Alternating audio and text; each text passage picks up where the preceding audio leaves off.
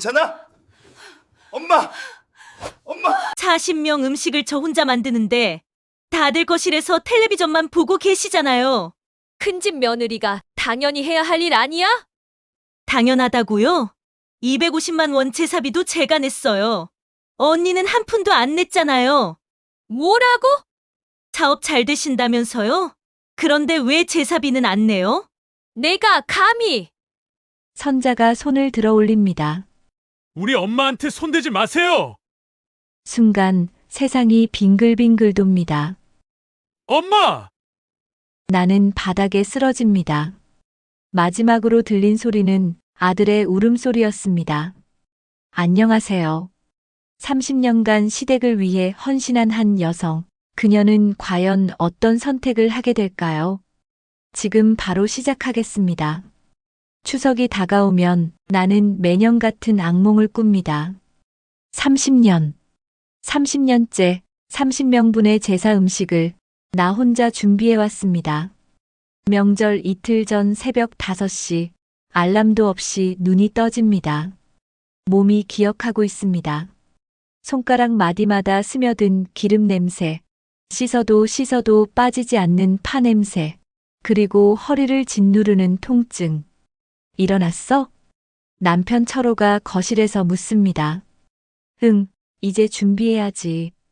나는 조용히 대답하고 세수도 않은 채 옷을 갈아입습니다. 거울을 봅니다. 62의 내 얼굴. 주름진 이마, 처진 눈꺼풀, 힘없는 입꼬리. 김영숙, 넌 대체 뭐 하며 사는 거야? 거울 속 나에게 묻습니다. 대답은 없습니다. 가자, 늦으면 좋은 재료 다 떨어져. 남편이 현관에서 신발을 신으며 말합니다. 남편은 큰 장바구니 2개를 듭니다. 새벽 시장은 아직 어둡습니다. 형광등 불빛 아래 생선 냄새와 흙 냄새가 뒤섞여 있습니다. 이번에도 30인분이죠? 정육점 사장님이 웃으며 묻습니다. 네, 올해도요.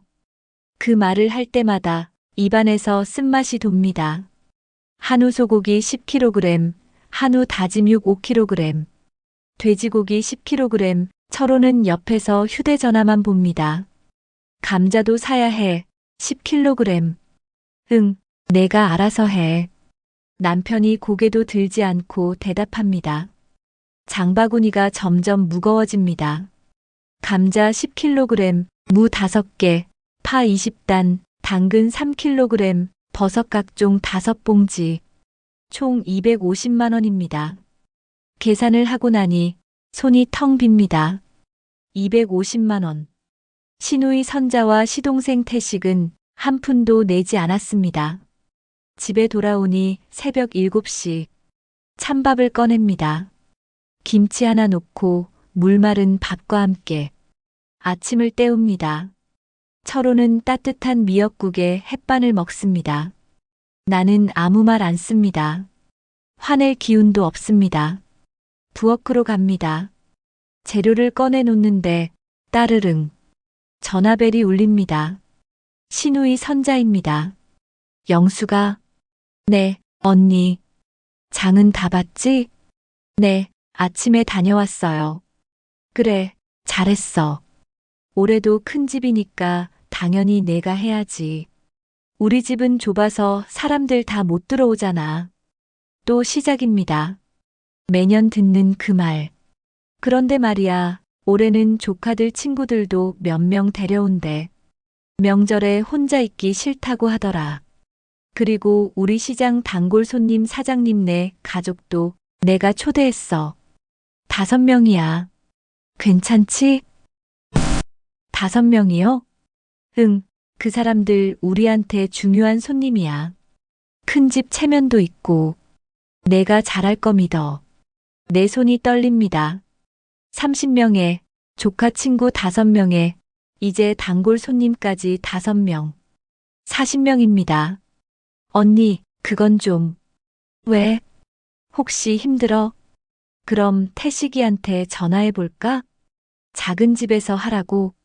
시누이의 목소리가 차갑게 식습니다. 아니에요. 제가 할게요. 역시 큰 집 며느리는 달라. 그럼 잘 부탁해. 뚝. 전화가 끊깁니다. 40명. 나는 바닥에 주저앉습니다. 무릎에 힘이 풀립니다. 엄마. 아들 상윤이가 부엌으로 달려옵니다. 왜 앉아? 늦게까지 공부했잖아. 엄마 전화 통화 다 들었어요. 40명이요? 이게 말이 돼요? 상윤이의 목소리에 분노가 묻어 있습니다. 왜 매번 엄마만 이래요? 고모는 돈도 잘 벌면서 왜 제사비는 한 푼도 안 내요? 작은아버지도 마찬가지고. 상윤아, 작년에도 그랬잖아요. 작은엄마도 안 도와주고 아무도 안 도와줬잖아요. 명절 끝나고 엄마 허리 아파서 병원 갔던 거. 나 다 알아요. 관절염도 생겼잖아요. 나는 아들을 봅니다. 착하고 똑똑한 내 아들. 엄마는 괜찮아. 괜찮긴 뭐가 괜찮아요? 고모는 부동산으로 돈 벌고 작은아버지도 가게 있으면서 왜 엄마만 돈도 내고 일도 혼자 다 해요? 이건 착취예요. 상윤아, 목소리 낮춰. 아빠 깰라. 아빠요? 아빠는 뭐 하는데요? 그때 거실에서 철호가 나옵니다. 아침부터 시끄럽게 뭐 하는 거야? 철호가 부엌 문을 엽니다. 상윤이가 아버지를 봅니다. 아빠, 아빠도 고모 전화 들었죠? 40명이래요, 40명. 엄마 혼자 40명 음식 만들라고요? 이거 정상이에요? 철호가 잠시 침묵합니다. 그리고 말합니다. 그래도 큰 집이니까 어쩔 수 없잖아. 나는 남편을 봅니다. 어쩔 수 없다고요? 아빠, 어쩔 수 없긴 뭐가 어쩔 수 없어요. 엄마가 쓰러지면 그때 후회할 거예요? 야, 어른한테 대드는 거야? 철호의 목소리가 높아집니다. 상윤이는 입술을 깨뭅니다. 그리고 말합니다. 아빠는 왜 엄마 편이 안 돼요? 뭐? 30년 동안 엄마 혼자 이 고생하는 거 아빠는 모른 척 했잖아요. 철호의 얼굴이 굳습니다. 상윤아, 그만해. 내가 말립니다. 하지만 상윤이는 멈추지 않습니다. 엄마는 왜 아무 말도 안 해요? 왜 당하고만 있어요? 엄마도 사람이잖아요. 상윤아. 내가 소리칩니다. 상윤이가 멈춥니다. 눈에 눈물이 고입니다. 엄마. 방 들어가 있어. 엄마. 들어가. 상윤이는 고개를 돌리고 방으로 들어갑니다. 쿵. 문 닫는 소리가 가슴을 칩니다. 거실에는 침묵만 흐릅니다. 철호가 말합니다. 너무 그러지 마. 상윤이가 아직 어려서 그래. 나는 남편을 봅니다. 당신은 정말 아무것도 모르는 거야? 뭘? 내가 얼마나 힘든지. 30년 동안 내가 얼마나 견뎌왔는지. 철호가 한숨을 쉽니다. 나도 알아. 하지만 가족인데 참아야지.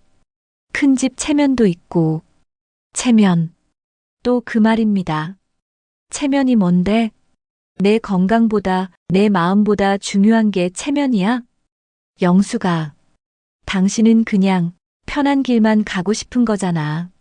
선자 눈치 보고 태식이 눈치 보고 나한테 떠넘기면 편하니까. 철호의 얼굴이 붉어집니다. 무슨 소리야?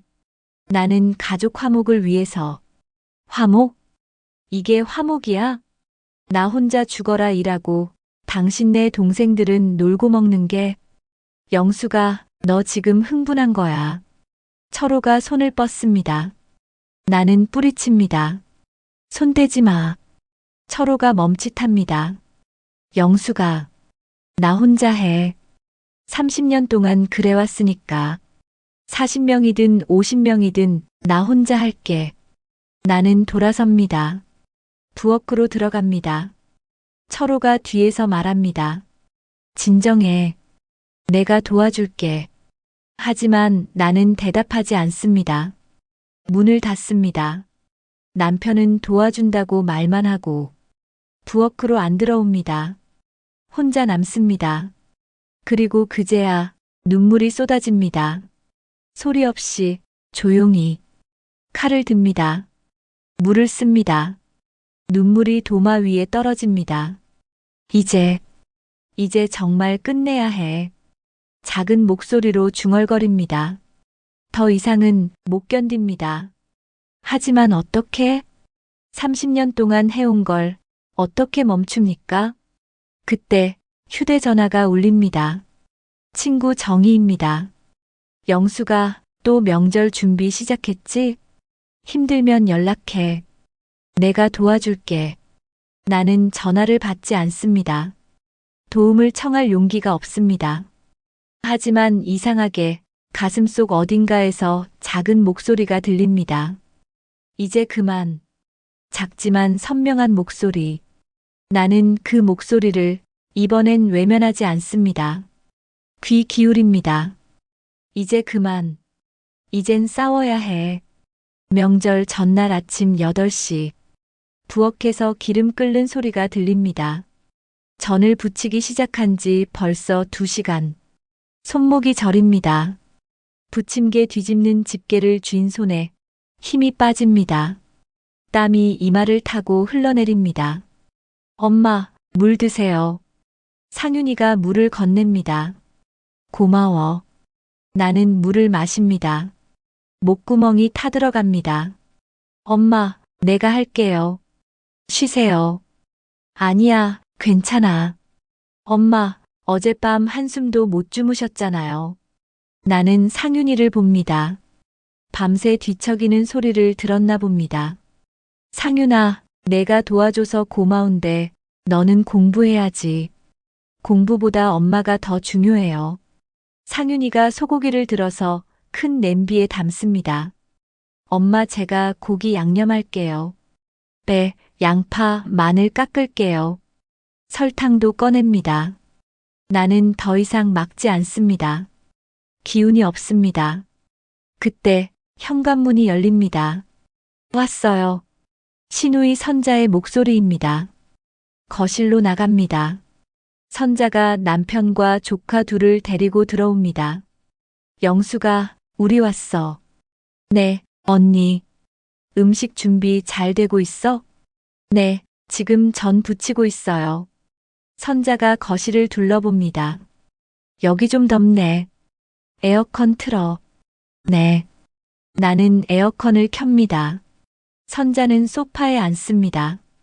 텔레비전 리모컨을 듭니다. 아, 이 드라마 재방송하네. 영수가, 나 이거 봐야 하는데 좀 조용히 해줄래? 네. 나는 부엌으로 돌아갑니다. 1시간 뒤 시동생 태식이 도착합니다. 형님, 왔습니다. 시동생이 큰 소리로 인사합니다. 철호가 현관으로 나갑니다. 왔어? 네, 형님. 올해도 큰 집에서 모이니까 좋네요. 그래, 들어와. 시동생이 거실로 들어옵니다. 작은 엄마와 조카들도 함께입니다. 아이고, 형수님. 올해도 고생 많으시네요. 작은 엄마가 부엌을 들여다봅니다. 아니에요. 당연한 거죠. 나는 웃으며 대답합니다. 웃는 게 아니라 입꼬리를 올리는 것뿐입니다. 우리도 도와드릴까요? 아니에요. 괜찮아요. 그래요? 그럼 우리는 거실에 있을게요. 작은 엄마가 거실로 갑니다. 시댁 식구들이 모두 모였습니다. 거실에서는 텔레비전 소리가 들립니다. 웃음소리가 들립니다. 부엌에서는 나와 상윤이 둘뿐입니다. 엄마, 저 사람들은 왜 거실에서 놀고 있어요? 상윤이가 작게 묻습니다. 쉬, 들려. 들리면 어때요? 저게 맞는 거예요? 상윤이의 목소리가 커집니다. 상윤아, 제발. 내가 말립니다. 상윤이는 입을 다물고 전을 뒤집습니다. 세게. 너무 세게. 기름이 튑니다. 앗! 상윤이가 손등을 움켜쥡니다. 괜찮아? 괜찮아요. 상윤이가 참습니다. 하지만 손등이 빨갛게 부어오릅니다. 찬물에 씻어. 아니에요. 괜찮아요. 상윤이는 다시 전을 뒤집습니다. 나는 가슴이 아픕니다. 아들에게까지 이 고통을 물려주고 있습니다. 오후 2시. 전 부치기가 끝났습니다. 이제 나무를 묻혀야 합니다. 거실로 나가 물을 마시려는데 시동생이 말합니다. 형수님, 우리 배고픈데 점심은 언제 먹어요? 지금 준비할게요. 빨리 좀 해주세요. 우리 애들 배고파 죽겠대요. 나는 부엌으로 돌아갑니다. 냉장고를 엽니다. 남은 반찬으로 점심을 차립니다. 상을 거실로 들고 나갑니다. 무겁습니다. 허리가 휩니다. 아, 작게 신음이 나옵니다. 형수님, 괜찮아요? 작은 엄마가 묻습니다. 네, 괜찮아요. 나는 상을 내려놓습니다. 허리를 펼 수가 없습니다. 엄마. 상윤이가 달려와 부축합니다. 괜찮아, 괜찮아. 나는 상윤이 손을 뿌리치고 부엌으로 돌아갑니다. 거실에서 밥 먹는 소리가 들립니다. 역시 큰 집 음식이 맛있어. 시동생의 목소리입니다. 그러게, 형수님 솜씨가 좋아. 작은 엄마도 거듭니다. 나는 물 한 컵으로 점심을 때웁니다. 앉을 기운도 없습니다. 서서 마십니다. 형수님, 반찬 더 주세요.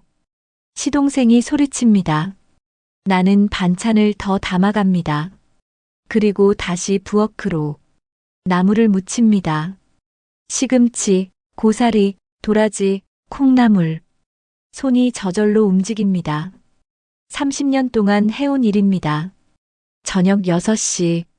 나물이 끝났습니다. 이제 고기를 재워야 합니다. 하지만 허리가 펴지지 않습니다. 부엌 싱크대에 기댑니다. 엄마, 그만하세요. 내가 할게요. 상윤이가 다가옵니다. 아니야, 너는 쉬어. 엄마가 쉬어야죠. 상윤이의 목소리가 떨립니다. 우리 도와드릴까요? 작은 엄마가 부엌 문을 엽니다. 아니에요, 괜찮아요. 상윤아, 내가 엄마 도와드려. 우리는 조카들이랑 놀아줘야 해서. 작은 엄마가 문을 닫습니다. 상윤이가 주먹을 줍니다. 저 사람들. 정말. 상윤아, 참아. 제발. 나는 아들을 붙듭니다. 상윤이의 눈에 눈물이 맺힙니다. 엄마, 왜 이래요? 왜 당하고만 있어요? 상윤아. 그때 거실에서 시동생의 목소리가 들립니다. 상윤아, 이리 와봐. 상윤이가 거실로 나갑니다. 나는 따라 나갑니다. 작은아버지, 왜요? 너 힘 좀 쓸 나이 됐지? 이 김치 항아리 좀 옮겨줘. 거실에 있으니까 거슬려. 네. 상윤이가 김치 항아리를 옮깁니다.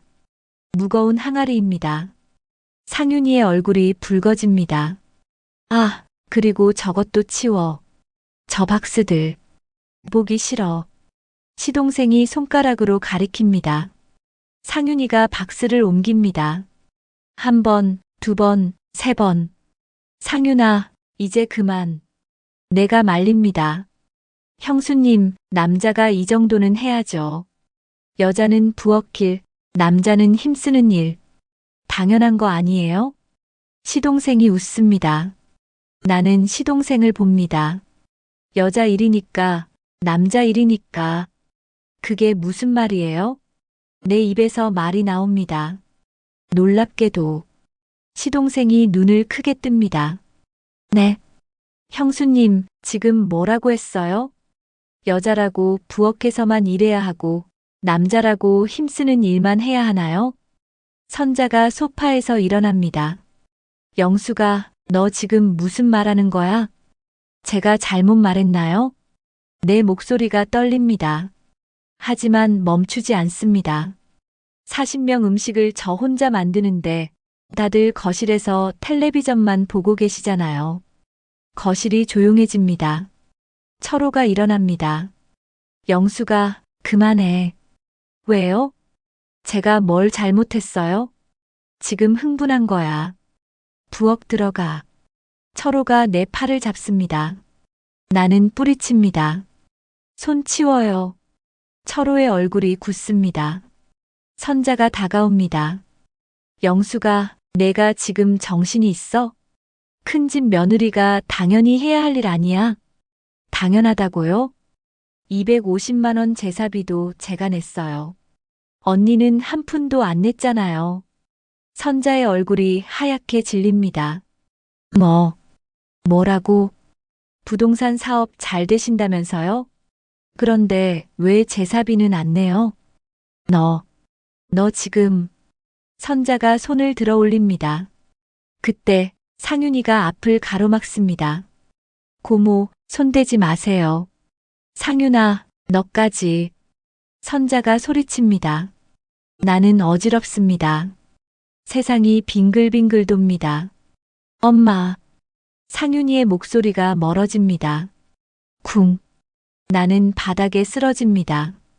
마지막으로 들린 소리는 아들의 울음소리였습니다. 천장이 하얗습니다. 형광등 불빛이 눈을 찌릅니다. 어디인가 싶어 고개를 돌리니 병원입니다. 링거줄이 팔에 꽂혀 있습니다. 엄마. 상윤이가 달려옵니다. 상윤아. 목소리가 잘 나오지 않습니다. 엄마, 정신 차리셨어요? 의사 선생님 부를게요. 상윤이가 밖으로 나갑니다. 나는 천장을 봅니다. 쓰러졌구나. 결국 쓰러지고 말았구나. 문이 열립니다. 의사가 들어옵니다. 정신 차리셨습니까? 네. 과로로 쓰러지셨습니다. 혈압도 높고 영양 상태도 좋지 않습니다. 충분히 쉬셔야 해요. 의사가 차트를 봅니다. 보호자분은 어디 계세요? 제가 아들입니다. 상윤이가 대답합니다. 어머니, 당분간 무리하시면 안 됩니다. 특히 명절 같은 때 일 많이 하시죠? 절대 안 됩니다. 의사가 신신당부합니다. 나는 고개를 끄덕입니다. 하지만 속으로 생각합니다. 내일이 명절인데 어떻게 쉽니까? 의사가 나갑니다. 상윤이가 내 손을 잡습니다. 엄마, 이제 그만하세요. 제사 안 지내면 어때요? 상윤아, 엄마 건강이 더 중요해요. 그때 문이 열립니다. 철호가 들어옵니다. 깨어났어? 응. 의사가 뭐래? 과로래. 철호가 한숨을 쉽니다. 이번엔 내가 무리했어. 그 말, 그 한마디. 가슴에 칼이 꽂힙니다. 내가 무리했다고요? 당신, 지금 뭐라고 했어? 이번 명절은 사람이 너무 많았잖아. 40명이나. 내가 좀 쉬엄쉬엄 할 걸 그랬어. 철호가 말합니다. 마치 모든 게 내 잘못인 것처럼. 쉬엄쉬엄. 나 혼자 40명 음식을 만드는데 어떻게 쉬엄쉬엄 해? 그래도 건강을 생각했어야지. 철호가 고개를 젓습니다. 나는 링거줄을 보며 생각합니다. 이 사람은 끝까지 나를 이해하지 못하는구나. 문이 다시 열립니다. 신우이 선자입니다. 영수가. 선자가 걱정스러운 얼굴로 다가옵니다. 괜찮아? 깜짝 놀랐잖아. 네. 미안해. 내가 너무 많이 시킨 것 같아. 40명은 좀 무리였나 봐. 선자가 내 손을 잡습니다. 이번엔 우리가 도와줄게. 음식도 우리가 만들고. 나는 선자를 봅니다. 진심일까요? 정말 도와줄까요? 고마워요, 언니. 당연하지. 가족인데. 선자가 웃습니다. 하지만 그 웃음이 왠지 가짜 같습니다. 선자가 휴대전화를 꺼냅니다. 근데 영수가 너 쓰러지는 바람에 오늘 음식 준비 다 못했잖아. 네. 내일 아침까지는 퇴원할 수 있지? 그건 의사가 하루는 입원하래요. 상윤이가 말합니다. 선자의 얼굴이 굳습니다. 하루? 그럼 내일 명절인데 음식은 누가 만들어? 고모, 엄마는 지금 아파요. 음식보다 엄마 건강이 먼저잖아요. 상윤이가 소리칩니다. 야, 내가 어른한테 대드는 거야? 선자가 노려봅니다. 언니, 내가 말하려는데 선자가 먼저 말합니다. 영수가 나도 이해해. 내가 힘든 거. 하지만 큰 집이니까 어쩔 수 없잖아. 또 그 말입니다. 큰 집이니까. 손님들 다 오기로 했는데 음식이 없으면 어떡해. 우리 체면이 말이 아니잖아. 선자가 말합니다. 그러니까 영수가 오늘 밤에라도 퇴원해서 내일 아침에 음식 좀 만들어줘. 응? 나는 선자를 봅니다. 걱정하는 척, 미안한 척, 다 거짓이었습니다. 결국 음식만 원했던 겁니다. 언니, 저 지금 링거 맞고 있어요. 그거야 빼면 되지. 영수가, 제발. 내일 손님들 앞에서 우리 망신당하게 하지 마. 망신? 내가 망신을 시킨다고요? 나가요. 내 입에서 말이 나옵니다. 뭐? 나가라고요. 언니. 선자의 얼굴이 일그러집니다. 너. 지금 나한테 나가래? 네. 나가세요. 영수가. 선자가 소리칩니다. 철호가 나를 말립니다.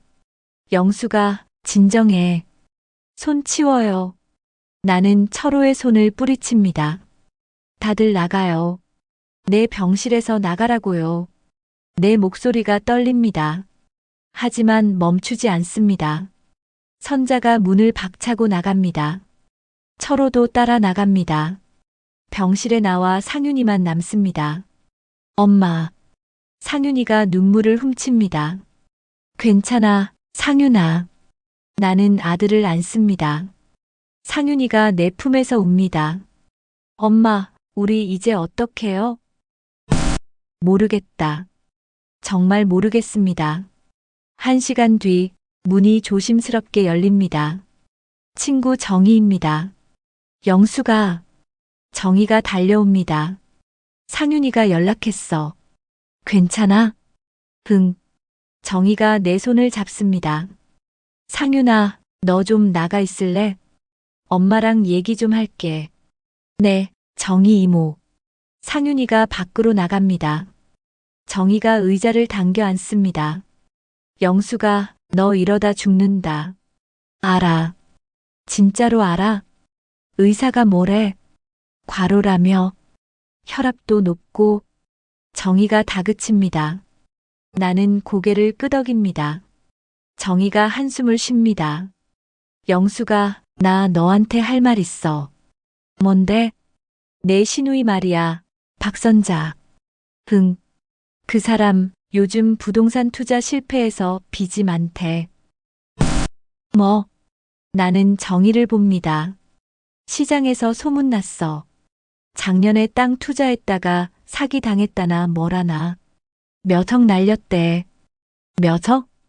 응. 그래서 요즘 돈 구하려고 여기저기 다닌대. 심지어 사채까지 알아본다던데. 정의가 목소리를 낮춥니다. 나는 천장을 봅니다. 빚. 그래서 제사비를 안 낸 건가요? 그래서 더 큰 집을 들먹이며 나한테 떠넘긴 건가요? 그리고 말이야, 더 큰 문제가 있어. 정의가 말합니다. 뭔데? 내 남편 명의로 대출받으려고 한대. 뭐라고? 나는 숨이 막힙니다. 남편 명의로? 몰래? 영수가 가만히 당하고만 있으면 안 돼. 이건 내 인생이야. 정의가 내 손을 꽉 잡습니다. 나는 정의를 봅니다. 정의야, 나 이제 어떻게 해야 해? 싸워. 내가 당한 거 다 기록해. 증거 모아. 증거. 그래. 녹음이든 문자든 뭐든. 나중에 그게 다 무기가 될 거야. 정희의 눈이 단호합니다. 나는 고개를 끄덕입니다. 그래요. 이제는 싸워야 합니다. 30년 동안 참았습니다. 이제는 끝낼 때입니다. 정희야, 고마워. 당연하지. 우리 친구잖아. 정희가 웃습니다. 그날 밤 나는 잠들지 못했습니다. 병실 창밖으로 달이 떠 있습니다. 휴대전화를 듭니다. 메모장을 엽니다. 그리고 쓰기 시작합니다. 2025년 추석. 40명 음식 혼자 준비. 제사비 250만 원 혼자 부담. 시누이 박선자, 시동생 박태식 한 푼도 내지 않음. 손가락이 떨립니다. 하지만 멈추지 않습니다. 과로로 쓰러짐. 병원 입원. 시누이, 퇴원해서 음식 만들라고 요구. 기록이 쌓입니다. 증거가 쌓입니다. 이제부터 모든 것을 기록한다. 싸우기 위해 나는 휴대전화를 내려놓습니다. 그리고 조용히 중얼거립니다. 기다려요. 이제 제가 움직일 차례예요. 이틀 후 퇴원했습니다. 명절은 지나갔습니다. 결국 외식으로 때웠다고 합니다. 시누이는 화가 났고 시동생은 불평했고 철호는 미안하다고 했습니다. 하지만 나는 신경 쓰지 않았습니다. 집에 도착하니 부엌이 엉망입니다. 설거지는 쌓여 있고 음식 찌꺼기는 그대로입니다. 아무도 치우지 않았습니다. 엄마, 제가 할게요. 상윤이가 앞치마를 두릅니다. 아니야, 괜찮아. 엄마는 쉬세요. 의사 선생님이 무리하지 말래요. 상윤이가 설거지를 시작합니다. 나는 거실로 갑니다. 소파에 앉습니다. 휴대전화를 꺼냅니다. 메모장을 엽니다. 명절 당일. 병원 입원 중. 가족들 외식함. 설거지 그대로 방치. 기록합니다. 증거를 모아야 합니다. 정희의 말이 맞습니다. 녹음이든 문자든 뭐든 증거가 필요합니다. 나는 가방에서 작은 상자를 꺼냅니다. 정희가 준 것입니다. 소형 카메라. 이거 부엌 한쪽에 놓으면 몰라. 보안 카메라처럼 생겼으니까. 정희의 말이 떠오릅니다. 나는 부엌으로 갑니다. 상윤이는 여전히 설거지 중입니다. 상윤아, 잠깐 방에 좀 다녀와 줄래? 네. 왜요? 책 좀 가져다 줘. 거실 탁자 위에. 아, 네. 상윤이가 방으로 갑니다. 나는 재빨리 움직입니다. 부엌 선반 위, 커피포트 옆. 눈에 잘 안 띄는 곳. 카메라를 놓습니다. 렌즈가 거실을 향하도록. 작동 버튼을 누릅니다. 작은 빨간 불이 깜빡입니다. 엄마, 책 없는데요? 상윤이가 돌아옵니다. 아, 내가 잘못 봤나 보다. 엄마, 괜찮으세요? 응, 괜찮아. 나는 카메라를 보지 않으려 애씁니다. 자연스럽게. 이틀 후 시누이가 집에 왔습니다. 영수가 있어? 현관문을 열고 들어옵니다. 네, 언니. 나는 부엌에서 나옵니다. 뭐 하고 있었어? 설거지요. 그래. 저번에 미안했어. 병원에서 내가 좀 심했지? 선자가 웃습니다. 괜찮아요. 다음부터는 내가 도와줄게. 선자가 소파에 앉습니다. 거짓말입니다. 도와줄 리 없습니다. 근데 영수가 철호 어디 갔어? 회사 동창 모임 갔어요. 그래. 집에 언제 와? 저녁 늦게 온대요. 선자가 고개를 끄덕입니다. 그럼 잘 됐네. 내가 할 얘기가 있어서. 선자가 휴대전화를 꺼냅니다. 누군가에게 전화를 겁니다. 나야. 왔어. 형님 없대. 지금 와. 전화를 끊습니다. 태식이가 온대. 네. 10분 후 시동생이 도착합니다. 형수님, 안녕하세요. 어서 와요. 시동생이 거실로 들어갑니다. 선자와 나란히 앉습니다. 나는 부엌으로 갑니다. 물을 꺼내주려고. 하지만 귀는 거실에 있습니다. 카메라가 녹화하고 있습니다. 형님은 언제 와? 시동생이 묻습니다. 저녁 늦게 온대. 충분한 시간 있어. 선자가 대답합니다. 그래서 어떻게 할 거야? 돈은?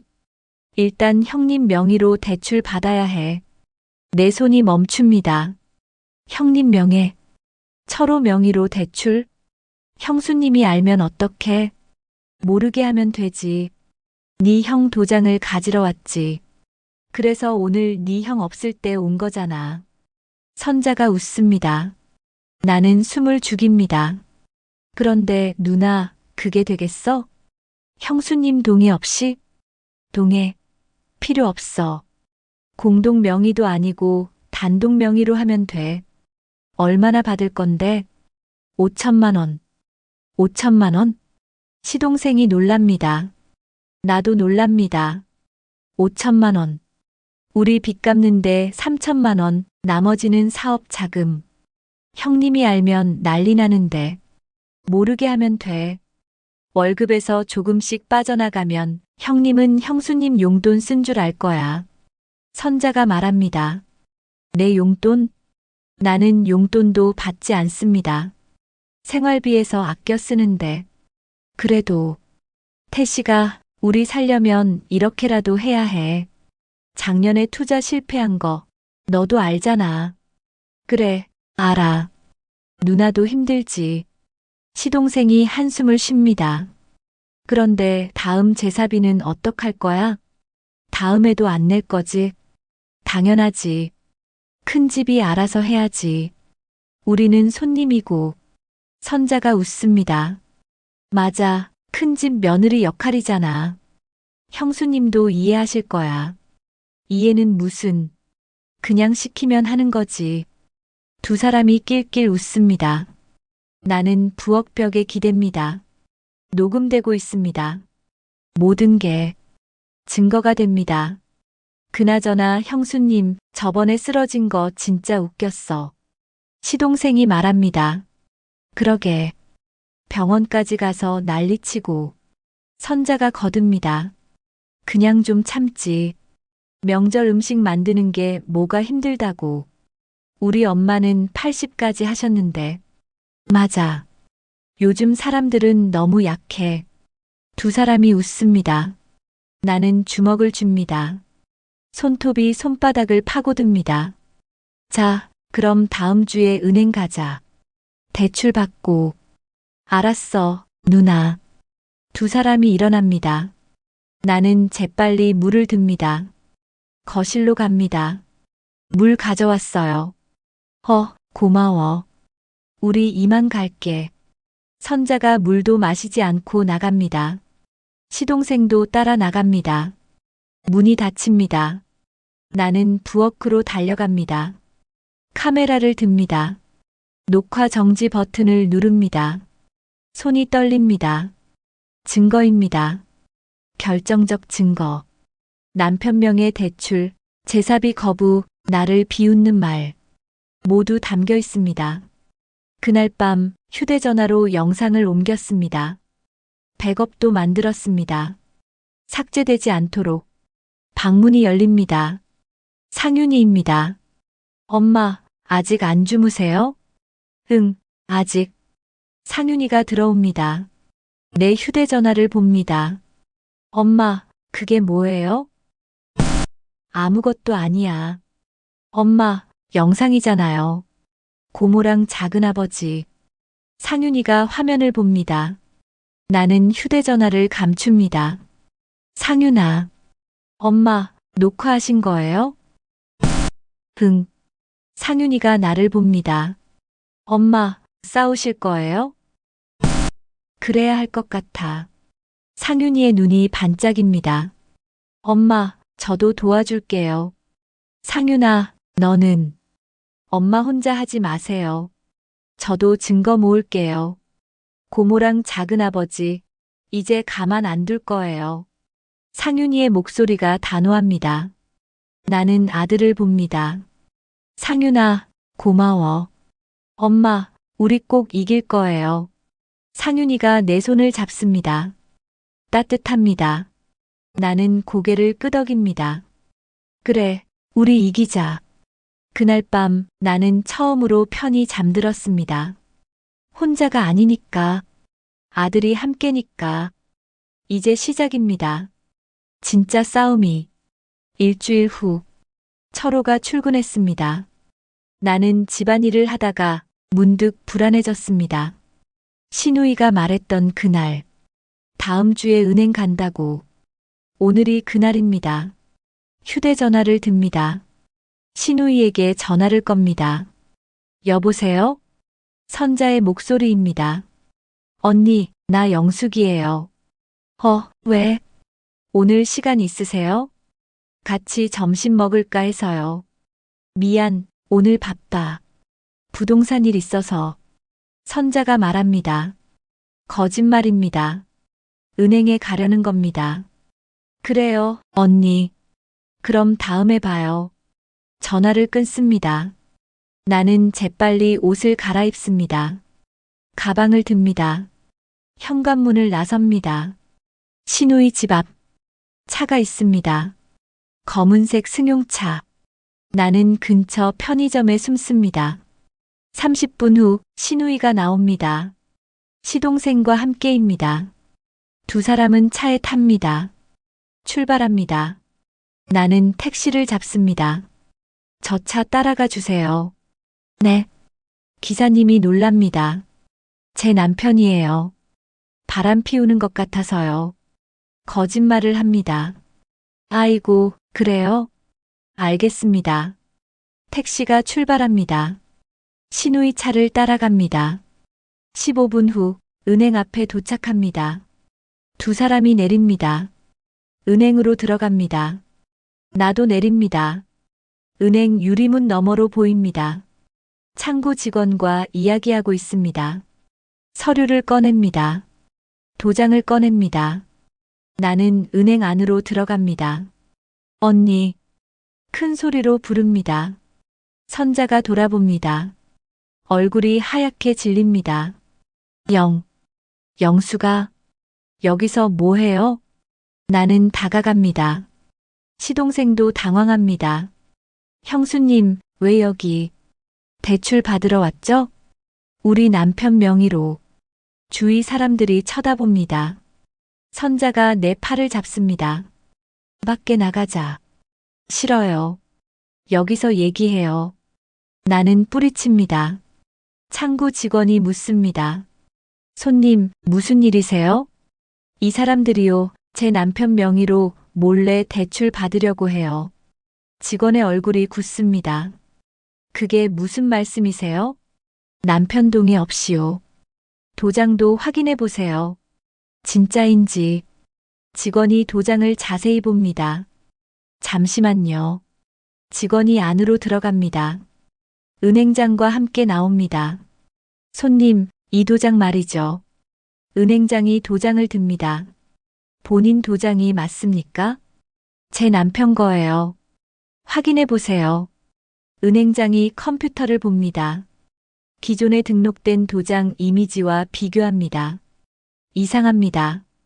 글자 획이 다릅니다. 뭐라고요?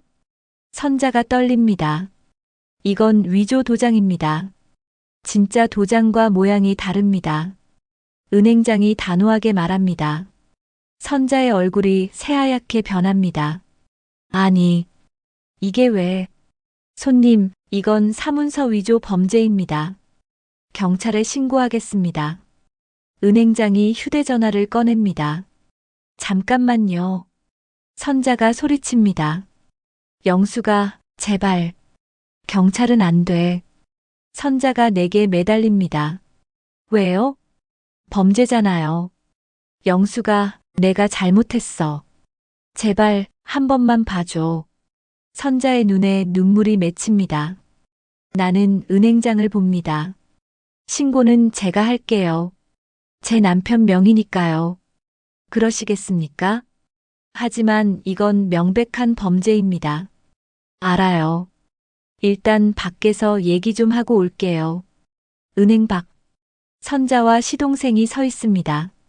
언니, 도장이 위조라고요? 어떻게 된 거예요? 선자가 고개를 숙입니다. 진짜 도장을 잃어버렸어. 뭐? 한 달 전에 형님 도장 가져왔었어. 그런데 어디 두었는지 몰라서 찾을 수가 없었어. 선자가 떨리는 목소리로 말합니다. 그래서 똑같이 만들었어. 도장 파는 데 가서. 언니, 그게 위조라는 거 몰랐어요? 알았어. 알았지만 돈이 급했어. 시동생이 거듭니다. 누나, 그래도 그렇지. 위조 도장으로 대출이요? 닥쳐, 태씨가. 너도 이 돈 쓸 거잖아. 선자가 시동생에게 소리칩니다. 그때 검은색 차가 멈춥니다. 남자가 내립니다. 50대 중반쯤 보입니다. 박선자 씨? 남자가 다가옵니다. 선자가 얼어붙습니다. 누구세요? 장기표요. 기억 안 나세요? 선자의 얼굴이 더 하얗게 질립니다. 돈 갚을 날짜 지났는데요. 장기표가 웃습니다. 하지만 그 웃음이 차갑습니다. 언니, 저 사람이 누구예요? 내가 묻습니다. 선자가 대답하지 않습니다. 장기표가 말합니다. 저요? 박선자 씨한테 돈 빌려준 사람이에요. 3천만 원. 작년에 3천만 원? 네. 이자 포함하면 지금 4천만 원이죠. 장기표가 서류를 꺼냅니다. 선자가 쓴 차용증입니다. 일주일 안에 안 갚으면 법적 조치 들어갑니다. 장기표가 선자를 보며 말합니다. 선자가 주저앉습니다. 안 돼. 일주일은 너무 짧아요. 계약서에 써 있잖아요. 연체하면 즉시 변제. 장기표가 차갑게 말합니다. 나는 장기표를 봅니다. 잠깐만요. 제가 좀 여쭤봐도 될까요? 누구세요? 박선자 씨 올케예요. 아, 그래요? 장기표가 나를 봅니다. 혹시 박선자 씨가 다른 데서도 돈 빌렸나요? 왜요? 궁금해서요. 장기표가 잠시 생각합니다. 글쎄요. 제가 알기론 여러 곳에서 빌렸다던데요. 총액이 얼마인지는 모르겠지만 선자가 고개를 숙입니다. 나는 선자를 봅니다. 언니, 빚이 얼마예요? 말해요. 1억. 뭐라고요? 1억이야. 총 빚이. 나는 숨이 막힙니다. 1억. 그래서 위조 도장까지 만든 거예요? 그래. 5천만 원이라도 받으면 일단 급한 불은 끄고. 선자가 울먹입니다. 언니, 우리 남편 도장은요? 진짜 도장은 어디 있어요? 몰라. 정말 어디 뒀는지 기억이 안 나. 선자가 고개를 젓습니다. 나는 가슴이 답답합니다. 진짜 도장이 어디 있는지도 모르고 위조 도장으로 범죄를 저지르려 했다니. 장기표가 말합니다. 어쨌든 일주일 안에 갚으세요. 안 그러면 법적 조치. 장기표가 차에 탑니다. 떠납니다. 나는 선자를 봅니다. 언니, 경찰에 신고할게요. 사문서 위조죄로요. 영수가, 제발. 선자가 내 발을 잡습니다. 경찰 가면 나 끝이야. 감옥 가. 제발 한 번만 봐줘. 나는 선자를 내려다봅니다. 불쌍합니다. 하지만 동정할 수 없습니다. 언니는 나한테 한 번이라도 봐준 적 있어요? 30년 동안 한 번이라도? 선자가 고개를 들지 못합니다. 죄송해요, 언니. 저도 제 가족 지켜야 해요. 나는 돌아섭니다. 영수가. 선자가 소리칩니다. 하지만 나는 돌아보지 않습니다. 집으로 돌아왔습니다. 손이 떨립니다. 1억. 위조 도장. 진짜 도장은 잃어버렸다니. 현관문이 열립니다. 철호입니다. 일찍 왔네. 영수가. 철호의 목소리가 다급합니다. 왜? 선자한테 전화 왔어. 내가 은행에서 난리쳤다며.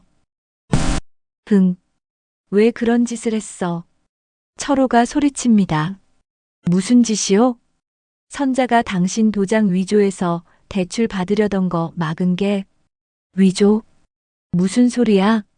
선자가 당신 진짜 도장 잃어버렸대요. 그래서 새로 파서 위조 도장 만들었고요. 철호의 얼굴이 굳습니다. 그게 무슨 소리야? 은행에서 확인했어요. 위조 도장이래요. 진짜 도장이랑 획이 다르다고요. 철호가 주저앉습니다. 내 도장을 위조했다고? 네. 5천만 원 대출 받으려고요. 철호의 얼굴이 하얗게 변합니다. 그럼 내 진짜 도장은 어디 있어? 선자도 몰라요. 잃어버렸대요. 철호가 고개를 감싸줍니다. 이럴 수가. 선자가 그럴 리 없는데. 그때 철호가 나를 봅니다. 근데 선자가 그러던데 내가 집에서 돈을 가져갔다며. 뭐? 생활비에서 조금씩 빼돌렸다고. 그 돈이 200만 원이 넘는데. 나는 철호를 봅니다. 믿을 수 없습니다. 당신 그 말 믿어요? 위조 도장까지 만든 사람 말을. 선자가 그럴 리 없어. 분명 이유가 있을 거야. 철호가 고개를 젓습니다. 당신은요? 나는요? 나는 거짓말쟁이에요? 내 목소리가 떨립니다. 철호가 한숨을 쉽니다. 영수가 진정해. 일단 선자 일은 넘어가자. 가족끼리 경찰까지 갈 필요 있어?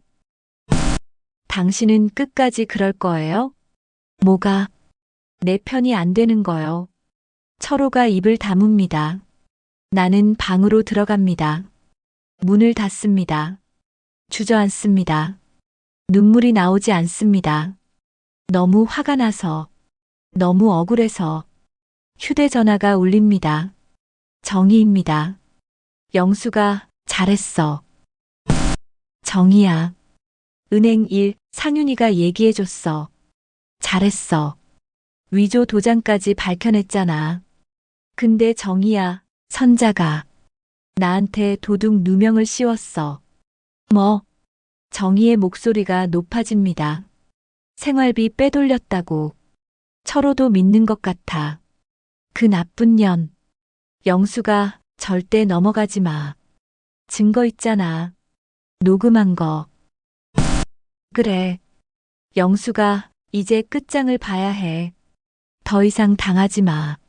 정희의 말이 맞습니다. 이제는 정말 끝을 봐야 할 때입니다. 사흘 후, 나는 철호에게 말했습니다. 가족회의 하자. 가족회의? 응. 시댁 식구들 다 불러. 철호가 나를 봅니다. 왜 갑자기? 선자 일도 정리해야 하고 내 억울함도 풀어야 하니까. 영수가 싫으면 내가 경찰 불러. 선자 위조 도장 건으로. 철호의 얼굴이 굳습니다. 알았어. 가족회의 하자.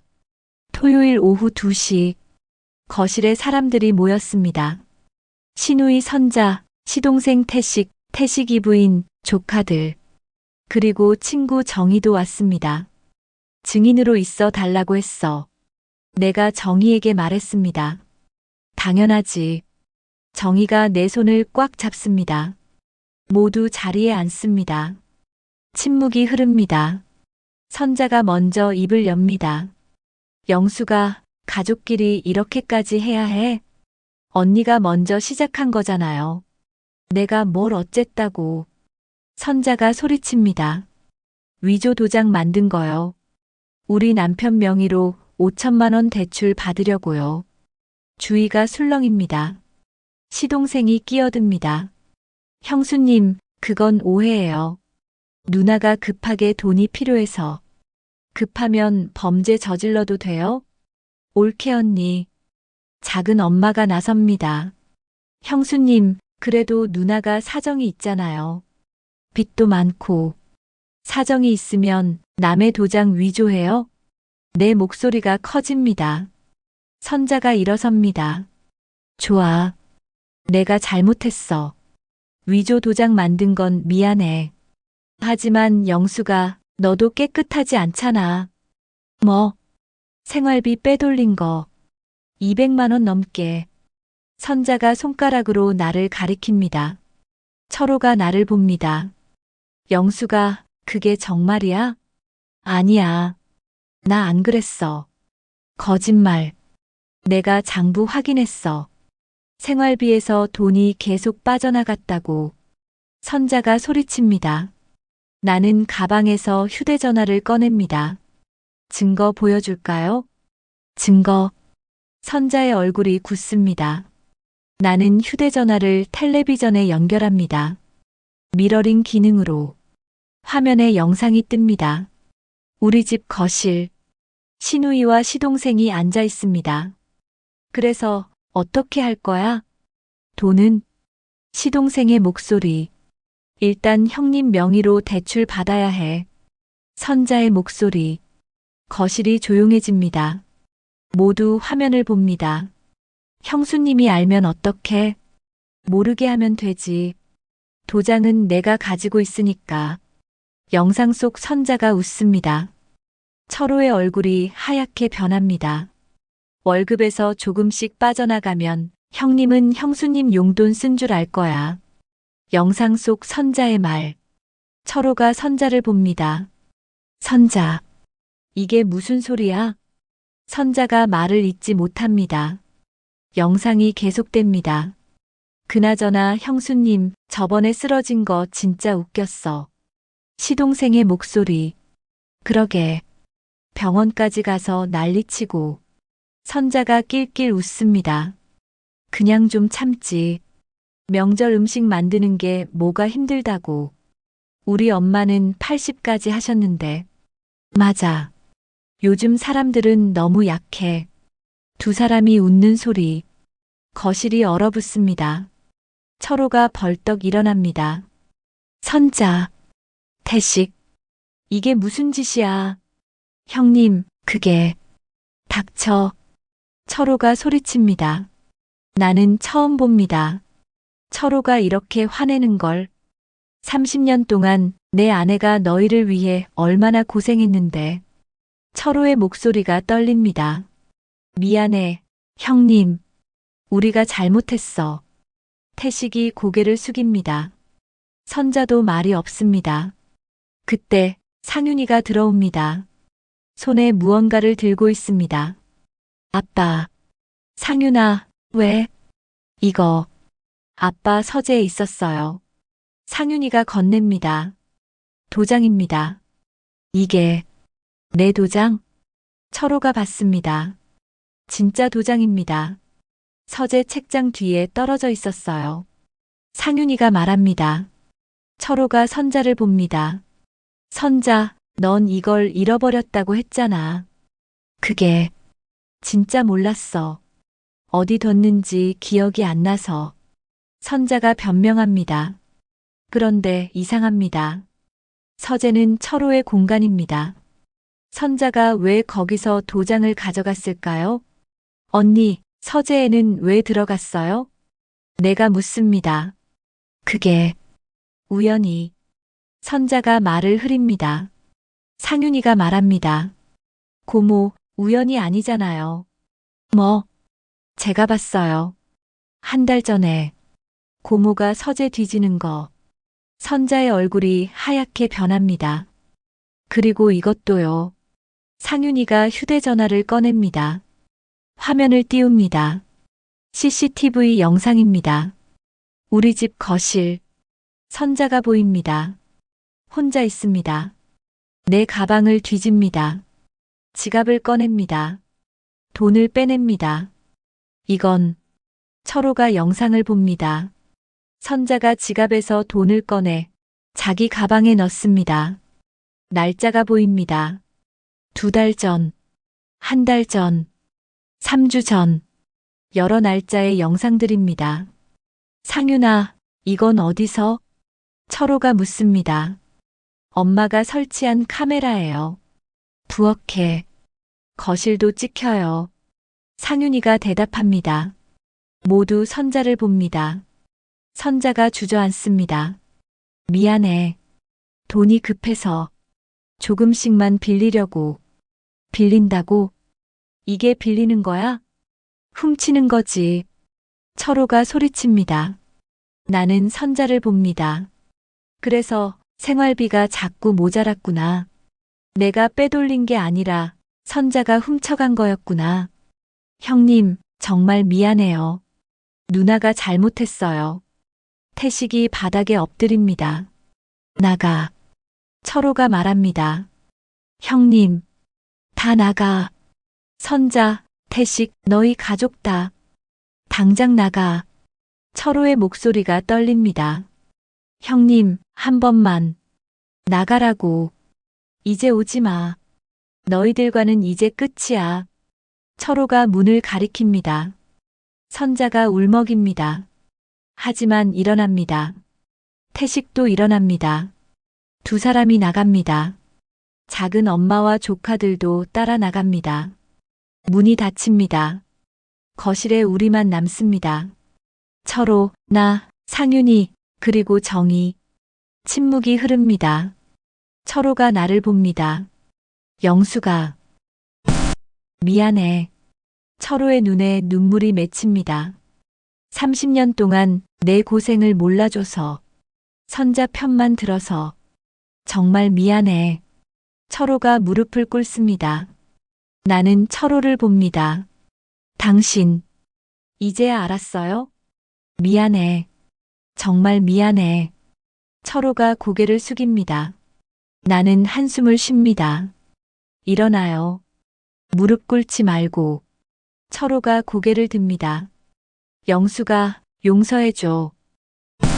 생각할 시간 좀 주세요. 나는 방으로 들어갑니다. 문을 닫습니다. 창밖을 봅니다. 하늘이 맑습니다. 가슴이 뻥 뚫린 느낌입니다. 30년 동안 쌓인 응어리가 이제야 풀리는 것 같습니다. 휴대전화가 울립니다. 정희입니다. 영수가 잘했어. 정말 잘했어. 고마워, 정희야. 이제 어떻게 할 거야? 모르겠어. 일단 좀 쉬고 싶어. 그래. 푹 쉬어. 넌 충분히 싸웠어. 전화를 끊습니다. 나는 침대에 눕습니다. 눈을 감습니다. 오랜만에 편안합니다. 일주일이 지났습니다. 신우이는 연락이 없습니다. 시숙도 조용합니다. 집안이 평화롭습니다. 하지만 나는 결정하지 못했습니다. 철호를 용서할 것인가 아니면 이혼할 것인가. 엄마, 변호사 상담 받아봐요. 상윤이가 말했습니다. 변호사? 네. 엄마 권리도 알아야죠. 상윤이가 명함을 건넵니다. 정희가 소개해준 변호사입니다. 다음 날 변호사 사무실에 갔습니다. 안녕하세요, 김영숙 씨. 변호사가 악수를 청합니다. 안녕하세요. 황혼이혼 상담이시죠? 네. 변호사가 서류를 꺼냅니다. 혼인 기간이 30년이시고 재산 형성에 기여하셨죠? 저는 집안일만 했어요. 집안일도 경제적 기여입니다. 대법원 판례로 인정받고 있어요. 변호사가 설명합니다. 김영숙 씨, 30년간 가사노동의 가치를 계산해 볼까요? 변호사가 계산기를 두드립니다. 식사 준비, 청소, 빨래, 육아. 하루 평균 10시간 가사노동. 최저임금 기준으로 계산하면 변호사가 숫자를 보여줍니다. 월 200만 원 정도 됩니다. 30년이면 7억 2천만 원입니다. 나는 숨이 막힙니다. 7억? 여기에 명절 노동, 제사 준비, 시댁 돌봄까지 포함하면 8억 원은 넘을 겁니다. 8억. 내 30년이 8억 원의 가치. 물론 실제 재산 분할은 혼인 중 형성된 재산의 절반입니다. 남편분 재산이 얼마죠? 퇴직금 포함해서 3억 정도 될 거예요. 그럼 절반인 1억 5천만 원. 그리고 위자료까지 청구 가능합니다. 시댁의 학대, 남편의 방조. 2천만 원 정도 받을 수 있어요. 1억 7천만 원. 그리고 연금 분할도 가능합니다. 남편분 공무원 연금 절반 받을 수 있어요. 변호사가 말합니다. 김영숙 씨, 결정은 본인이 하시는 겁니다. 하지만 당당하게 권리 찾으세요. 30년 희생한 대가 제대로 받으실 자격이 있습니다. 변호사 사무실을 나왔습니다. 머리가 맑아집니다. 8억 원의 가치. 내 인생이. 집으로 돌아오는데 낯선 차가 서 있습니다. 장기표입니다. 김영숙 씨? 네, 무슨 일이세요? 박선자 씨 얘기 좀 하려고요. 중요한 거요. 장기표가 다가옵니다. 들어오세요. 거실로 안내합니다. 장기표가 앉습니다. 박선자 씨 남편 10년 전에 사업 실패했죠? 네, 들었어요. 그때 박선자 씨가 형님한테 돈 빌려달라고 했대요. 5천만 원. 장기표가 말합니다. 근데 형님이 안 빌려줬다더군요. 나는 장기표를 봅니다. 큰 집이 돈 있으면서 동생 안 도와준다고. 박선자 씨가 그때부터 원망했대요. 그래서 복수하려고 했던 거죠. 형수님한테 조금씩 괴롭히면서. 장기표의 말이 가슴에 박힙니다. 철호 때문이었구나. 철호가 동생을 안 도와줘서 내가 30년을 고생한 거구나. 김영숙 씨는 아무 잘못 없어요. 남편이 만든 문제인데 왜 김영숙 씨가 대가를 치러야 합니까? 장기표가 일어납니다. 잘 생각하세요. 인생은 한 번뿐입니다. 장기표가 나갑니다. 나는 소파에 주저앉습니다. 모든 게 명확해집니다. 철호. 결국 모든 건 철호 때문이었습니다. 저녁, 철호가 퇴근했습니다. 다녀왔어. 나는 대답하지 않습니다. 테이블에 서류를 놓습니다. 이혼 협의서입니다. 이게 뭐야? 철호가 서류를 듭니다. 얼굴이 하얗게 변합니다. 이혼? 미쳤어? 아니요. 이제야 정신 차렸어요. 나는 침착하게 말합니다. 영수가 농담이지? 우리 나이에 이혼이 뭐야? 바로 이 나이라서 이혼하는 거예요. 더 늦기 전에. 무슨 소리야? 선자 일은 다 끝났잖아. 철호가 소리칩니다. 당신 일은 안 끝났어요. 내가 뭘 어쨌다고. 10년 전에 선자가 돈 빌려달라고 했을 때 안 빌려줬죠? 철호의 입이 다물어집니다. 그래서 선자가 나한테 복수한 거예요. 30년 동안 당신은 알면서도 방치했고요. 그건 내 돈인데 내가 안 빌려줄 수도 있지. 맞아요. 당신 돈이죠. 하지만 그 대가를 왜 내가 치러야 해요? 철호가 말문이 막힙니다. 재산분할 1억 5천만 원, 위자료 2천만 원, 연금 절반. 변호사가 다 계산해줬어요. 1억 7천? 말도 안 돼. 철호가 서류를 집어던집니다. 이혼 안 해. 절대 안 해. 그럼 법원 갈게요. 이혼 소송으로. 나는 방으로 들어갑니다. 문을 잠급니다. 한 달 후 법원 조정실. 조정위원이 말합니다. 남편분 합의하시겠습니까? 철호가 고개를 젓습니다. 안 합니다. 이혼 안 해요. 부인분은 이혼 의사가 확고하십니다. 합의 안 되면 재판으로 갑니다. 조정위원이 설명합니다. 재판 가면 시간도 오래 걸리고 비용도 더 들어갑니다. 철호가 나를 봅니다. 영수가 정말 이럴 거야? 응. 나는 단호하게 대답합니다. 알았어. 합의할게. 철호가 고개를 숙입니다. 2달 후 이혼이 성립됐습니다. 1억 5천만 원 내 통장으로 들어왔습니다. 위자료 2천만 원도, 연금 분할 서류도 완료됐습니다. 나는 짐을 쌌습니다. 정희가 구해준 작은 아파트. 엄마, 제가 도와드릴게요. 상윤이가 짐을 듭니다. 고마워, 상윤아. 철호는 거실에 앉아 있습니다. 멍하니. 다녀올게요. 나는 인사합니다. 철호가 대답하지 않습니다. 문을 닫습니다. 원룸. 작지만 따뜻합니다. 내 공간입니다. 그날부터 철호의 삶이 무너지기 시작했습니다. 상윤이가 전해주는 말. 아빠, 밥도 제대로 못 먹어요.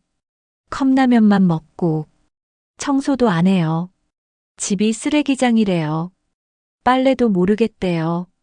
세탁기 사용법을. 나는 듣습니다. 하지만 돌아가지 않습니다. 30년 했으니 이제 철호 차례입니다. 6개월 후 철호가 전화했습니다. 영수가. 왜요? 미안해. 정말 미안해. 철호의 목소리가 떨립니다. 이제 알았어. 내가 얼마나 고생했는지, 집안일이 얼마나 힘든지. 다시 시작할 수 없을까? 제발. 나는 잠시 생각합니다. 집안일이 얼마나 힘든지 알면서 나를 또 하녀처럼 부려먹으려고 다시 합치자는 소리를 합니다. 수고한다는 말 한마디 안 하고 내가 하는 일을 당연하게 생각했던 사람이 자기가 힘드니까 이제 와서 자기 편하려고. 어이가 없습니다. 안 돼. 나는 이제 내 인생을 살 거야. 전화를 끊습니다. 창밖을 봅니다. 하늘이 맑습니다. 가슴이 뻥 뚫린 느낌입니다. 30년 만에 진짜 자유입니다. 1년이 지났습니다. 작은 원룸에서의 새 삶. 처음에는 낯설었습니다. 62의 나이에 혼자 사는 것. 하지만 지금은 익숙합니다. 아침에 일어나 책을 읽습니다. 30년 동안 못 읽었던 책들. 엄마, 다녀왔어요. 상윤이가 문을 엽니다. 일주일에 2번 들러줍니다. 어서 와. 엄마, 요즘 뭐 하세요? 공부해. 공부요? 상윤이가 눈을 크게 뜹니다. 가정폭력 상담사 자격증. 3개월 과정인데 다음 달에 끝나. 나는 책을 보여줍니다. 엄마, 정말요? 대단하시다. 대단하긴. 나도 당했으니까 다른 사람들 도와주고 싶어서. 상윤이가 내 손을 잡습니다. 엄마, 멋있어요. 그날 오후 정희가 전화했습니다. 영수가 시장 와봐. 급해. 무슨 일인데? 오면 얘기할게. 빨리. 전화가 끊깁니다. 나는 서둘러 나갑니다. 시장 입구. 사람들이 웅성거립니다. 저기 박선자 아니야? 맞아. 부동산 하던 사람. 나는 사람들 사이를 비집고 들어갑니다. 신우이 선자가 서 있습니다. 초라한 모습으로. 영수가. 선자가 나를 봅니다. 왜 여기 왔어요? 영수가. 나 파산했어. 선자의 목소리가 떨립니다. 1억 빚 못 갚아서. 집도 넘어갔어. 가게도. 사람들이 수군거립니다. 나는 선자를 봅니다. 불쌍합니다. 하지만 동정할 수 없습니다. 그래서요? 영수가 돈 좀 빌려줘. 500만 원만. 제발. 선자가 손을 모읍니다. 주위 사람들이 우리를 봅니다. 나는 선자를 봅니다. 언니, 10년 전에 언니가 철호한테 돈 빌려달라고 했을 때 뭐라고 했죠? 안 빌려줬잖아요. 그래서 언니가 나한테 30년 동안 복수했잖아요. 선자의 얼굴이 하얗게 변합니다. 영수가, 그건 내가 미안해. 이제 와서 미안하다고요? 30년 고생시킨 게 미안하다는 말로 끝이에요? 내 목소리가 떨립니다. 하지만 멈추지 않습니다. 언니, 저도 이제 제 인생 살아요. 언니 도와줄 여유 없어요. 나는 돌아섭니다. 영수가, 선자가 소리칩니다. 하지만 나는 돌아보지 않습니다. 정의가 다가옵니다. 잘했어, 영수가. 고마워. 2달 후 상담사 자격증을 땄습니다. 여성인권센터에서 일하기 시작했습니다. 안녕하세요, 김영숙 상담사입니다. 첫 상담자가 들어옵니다. 40대 여성입니다. 저 시댁에서 30년째 명절마다 혼자 음식 준비해요. 그 말을 듣는 순간 가슴이 뛰었습니다. 나와 똑같습니다. 힘드셨겠어요. 나는 그녀의 손을 잡습니다. 저도 그랬어요. 30년. 네. 상담사님도요? 네. 그래서 더 잘 알아요. 얼마나 힘든지. 그녀의 눈에 눈물이 맺힙니다. 상담사님, 저 이혼하고 싶어요. 하지만 용기가 안 나요. 당연해요. 나이 들어서 이혼하는 게 얼마나 무서운지 알아요. 나는 서류를 꺼냅니다. 하지만 권리는 아셔야 해요. 재산 분할, 위자료, 연금 분할 다 받을 수 있어요. 그녀가 서류를 봅니다. 저도 할 수 있을까요? 할 수 있어요. 제가 도와드릴게요. 그날부터 내 인생이 바뀌었습니다. 한 달에 10여 명. 나와 같은 처지의 여성들. 그들을 도왔습니다. 석 달 후 철호가 센터에 나타났습니다. 영수가. 뭐 하러 왔어? 나는 일어섭니다. 영수가, 할 말이 있어. 할 말 없어. 영수가, 나 이제 알았어. 철호의 목소리가 떨립니다. 내가 없는 삶이 얼마나 힘든지. 밥도 못 먹고 청소도 못 하고. 그제야 알았어. 내가 30년 동안 얼마나 고생했는지. 철호가 고개를 숙입니다. 하지만 영수가, 나 이제 배웠어. 요리도 하고 청소도 하고. 다시 시작할 수 없을까? 나는 철호를 봅니다. 1년 전보다 늙어 보입니다. 안 돼. 영수가. 철호 씨, 당신이 변한 건 인정해요. 하지만 그건 당신을 위한 거잖아요. 밥 먹으려고, 빨래하려고. 나를 위한 게 아니잖아. 철호의 얼굴이 무너집니다. 영수가, 그래도 당신은 여전히 몰라. 내가 왜 이 일을 하는지. 30년 고통이 이제는 다른 사람 돕는 힘이 됐어요. 나는 책상 위 사진을 봅니다. 상담했던 여성들과 찍은 사진.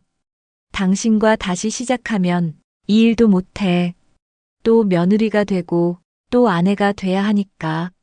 철호가 입을 다뭅니다. 이제 가. 서로 잘 삽시다.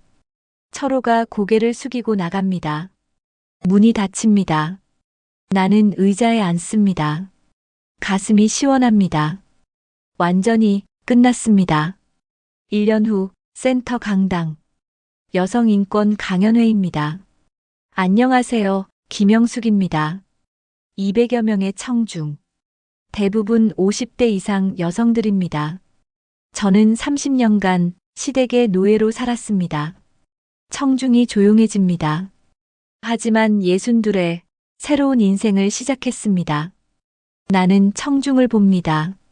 여러분, 늦었다고 생각하지 마세요. 나이는 숫자일 뿐입니다. 박수가 터집니다. 당신의 삶, 당신이 주인공입니다. 당신의 가사노동, 8억 원의 가치입니다. 청중이 일어섭니다. 기립박수입니다.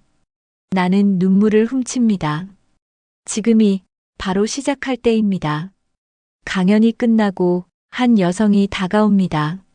선생님, 용기가 났어요. 저도 이혼할게요. 잘하셨어요. 제가 도와드릴게요. 그날 밤 집으로 돌아왔습니다. 상윤이가 기다리고 있습니다. 엄마, 오늘 강연 영상 봤어요. 대박 났더라고요. 그래. 유튜브 조회수 100만 넘었어요. 상윤이가 휴대전화를 보여줍니다. 댓글들이 보입니다. 저도 용기 얻었어요. 62세에도 가능하다니 감동. 제 엄마께 보여드려야겠어요. 나는 웃습니다. 내 이야기가 누군가에게 힘이 되고 있습니다. 거울을 봅니다. 63세 내 얼굴. 주름이 있지만 눈빛이 살아있습니다. 웃고 있습니다.